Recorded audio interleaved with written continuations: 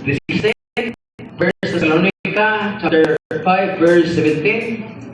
At basta aron sa yon pagpangita o teksto sa Biblia, abatag libro gibahin sa kapitulo, chapters nga mao ang dagkong numero o nga matag kapitulo gibahin sa mga bersikulo o gagmay numero. So kasagaran di po tanan ang unang na numero sunod sa writer mo chapter. Pero Brad, nalagi una sa writer Brad sa 1 Peter. Ato bantayan ha? Nagson, kasagaran di po tanan nga human sa writer sa libro sunod ang chapter. Di ba? Di po tanan nga naman na may 1 John chapter 1. Ito sir, ha? Mabantay ta kay son ha? Kaya may mga propeta na suwat o duha or tulog or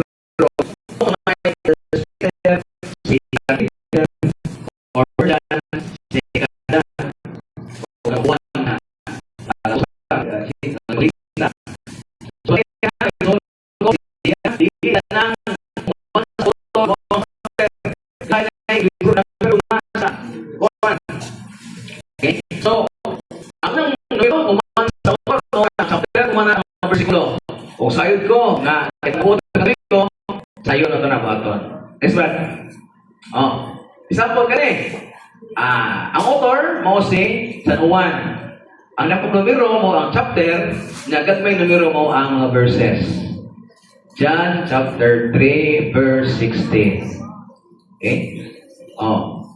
Kinsa may utana po kayo katulik ko mata. Utan mata.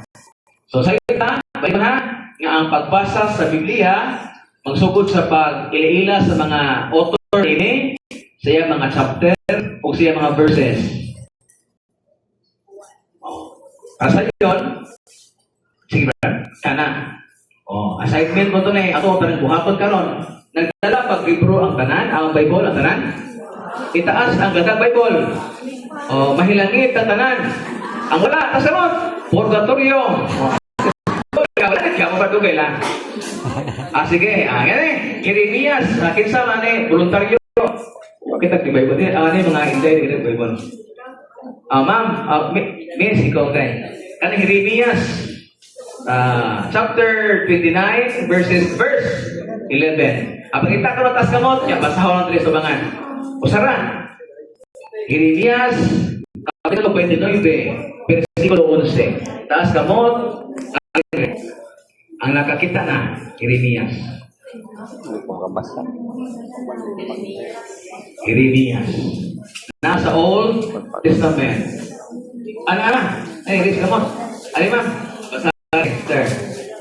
Unsa isuwat ni Propeta Jeremias kapitulo 29 bersikulo 11. Ma'am basa ma'am. O sakto gyud. I-cross check ko sa inyo mga Biblia o pareha ba mo basig 11 a 12 jo?